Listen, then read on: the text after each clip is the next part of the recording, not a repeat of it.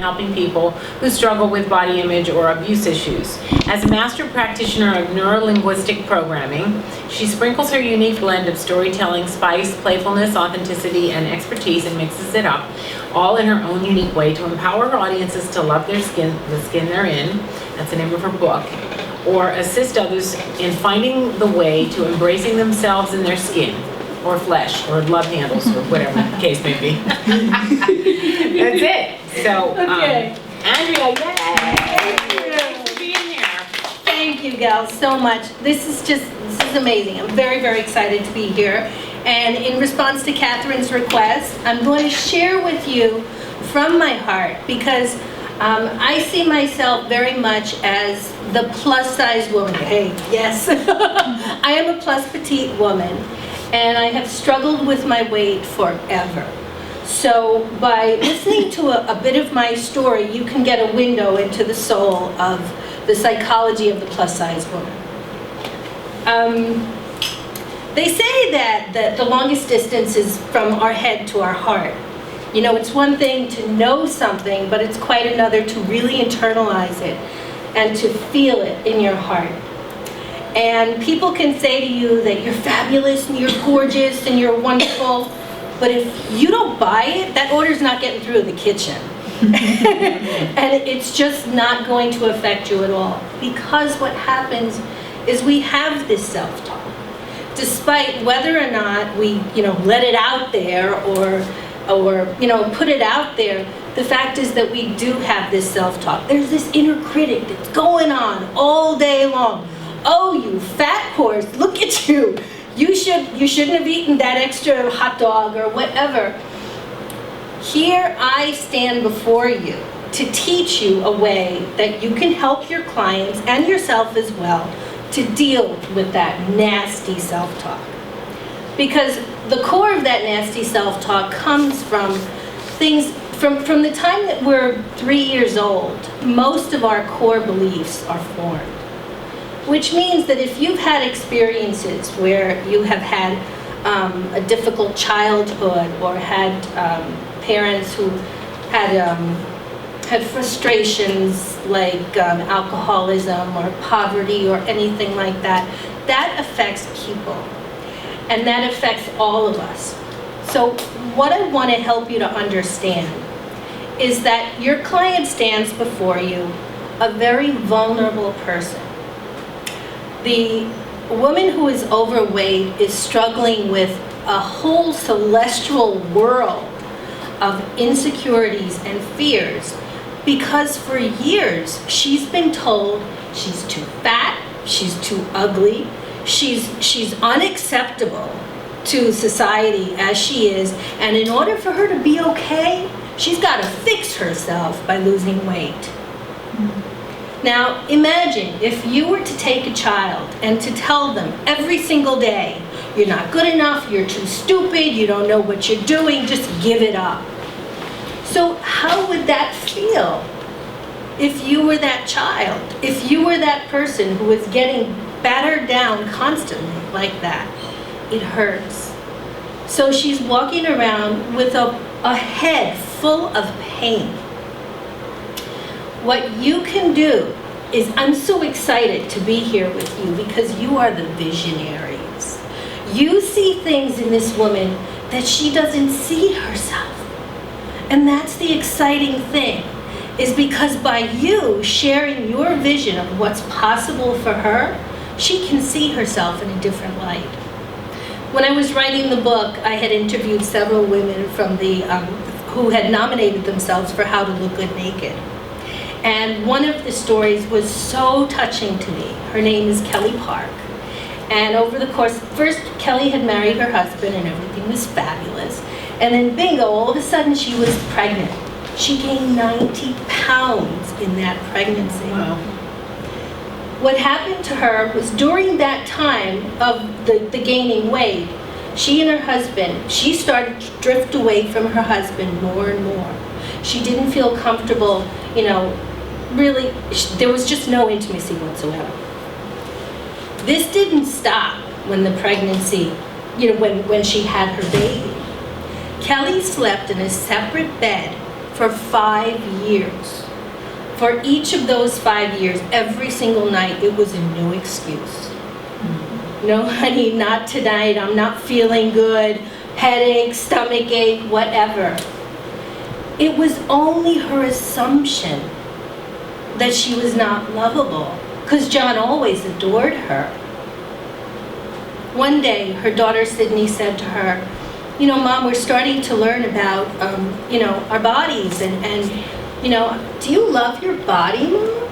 And she says, oh, sure, I love my body. She said, but Mom, she said, I don't get it. You know, you're walking around in tennis shoes and ripped up shirts and elastic pants. How can you love your body, Mom? And she was blown away. The next day, she found the ad for the offer to join How to Look Good Naked, and she went there. When Carson had helped her by, putting her in front of the mirror, she said it was 3 hours that she just stood there and cried because she was standing there, in her bra and panties, feeling so vulnerable she wanted to die. And he told her, you're beautiful, you're beautiful.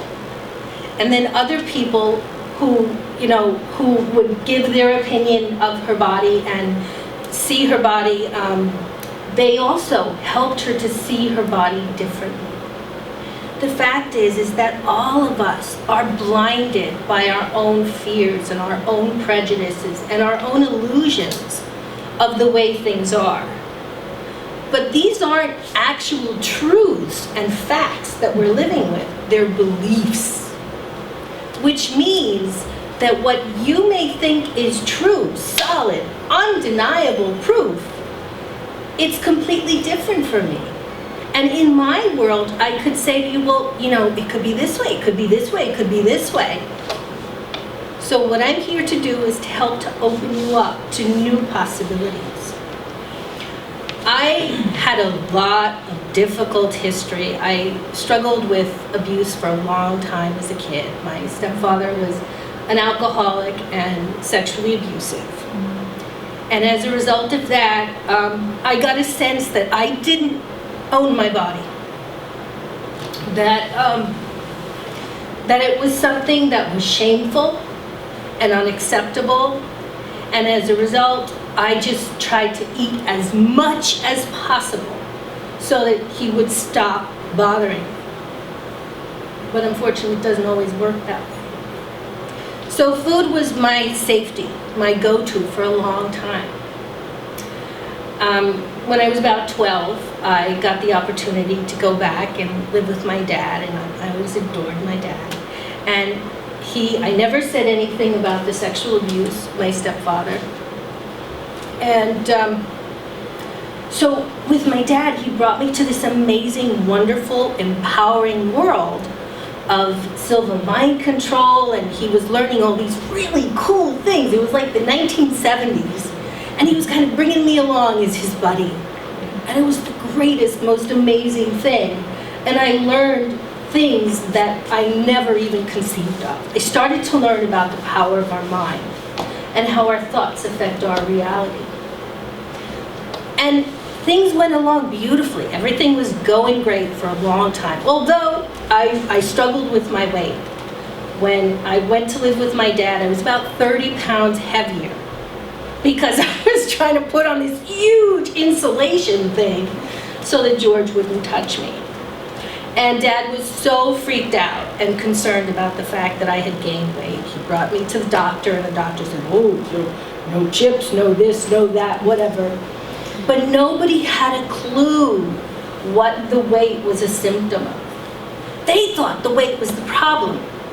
So all of a sudden I had this whole new world of garbage piled on top of me.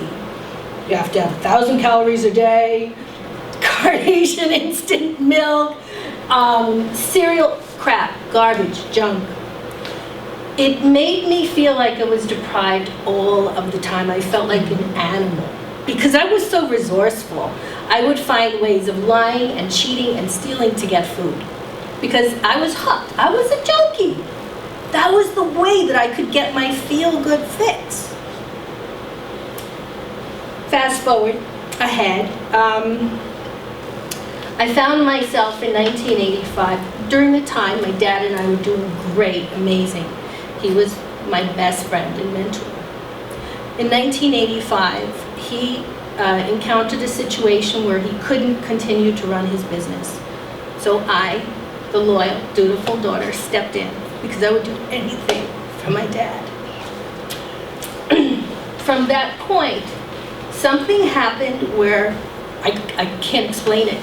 He just told me, don't think of me as your father, think of me as your boss.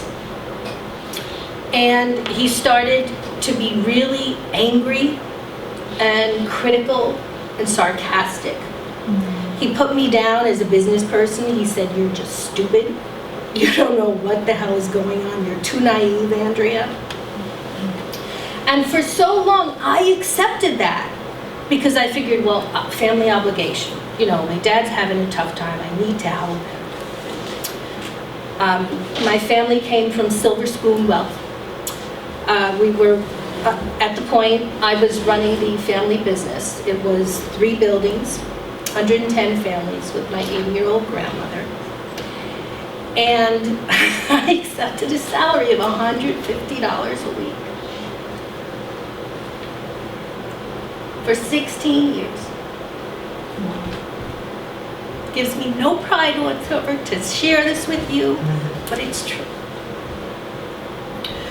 Because when you don't feel like you have a sense of self, when you don't feel like you have worth, that you can step up and say, hey, I'm worth this, and especially if there's the entanglement of having no boundaries and family and feeling all of this obligation, oh, I have to do this for this person, you can't do it. At the time, I was this little mouse, scared of everything. The idea of getting up and standing in front of a group was unthinkable. I couldn't even raise my hand. And yet, I was running multi-million-dollar buildings.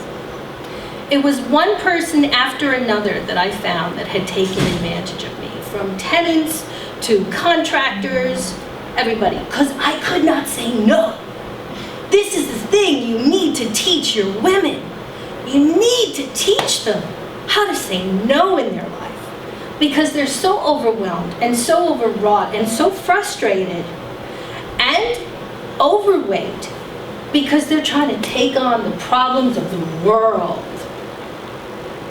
They don't have a sense of this is me and I deserve better.